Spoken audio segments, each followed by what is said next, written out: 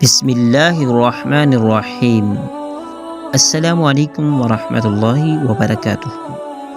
बड़ी मुबारक हैं वो ज़बानें जो ज़्यादा से ज़्यादा अल्लाह का ज़िक्र करती हैं। ज़िक्र तो बहुत सारे हैं, लेकिन एक हदीस मुबारक में अल्लाह के प्यारे नबी सल्लल्लाहु अलैहि वसल्लम ने फरमाया, ऐ लोगों, सबसे अफजल ज़िक्र ला इलाहा इल्लल्लाह है। और मज़ीद आप सल्लल्लाहु अलैहि वसल्लम ने फरमाया, ऐ लोगों, जो बंदा ज़्यादा से ज़्यादा ला इलाहा इल्लल्लाह पढ़ता है, अल्लाह उस बंदे से 99 बलाएँ परेशानियाँ दुख दूर फरमा देते हैं।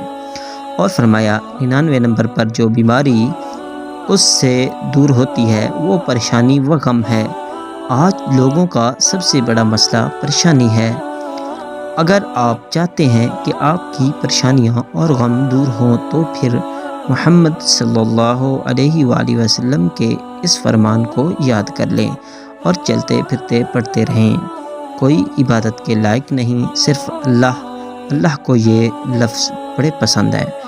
इसे पढ़ते रहें, उसके पढ़ने वाले के गुनाह माफ़ होते हैं। पलड़ा कल क़यामत के दिन नेकियों वाला भर जाएगा। परेशानियाँ दूर होती हैं, रिज़्क़ मिलता है, अल्लाह राज़ी होता है, ज़बान पाक होती है। फिर इस पाक ज़बान से जो दुआ मांगी जाए तो वो दुआ कबूल होती है। अल्लाह का ख़ास बंदा बन जाता है जो इस ज़िक्र को करता है, और दिल को सुकून भी मिलता है। प्यारे दोस्तों, आज की अगर हमारी वीडियो अच्छी लगी है तो हमारे इस वीडियो को लाइक करें।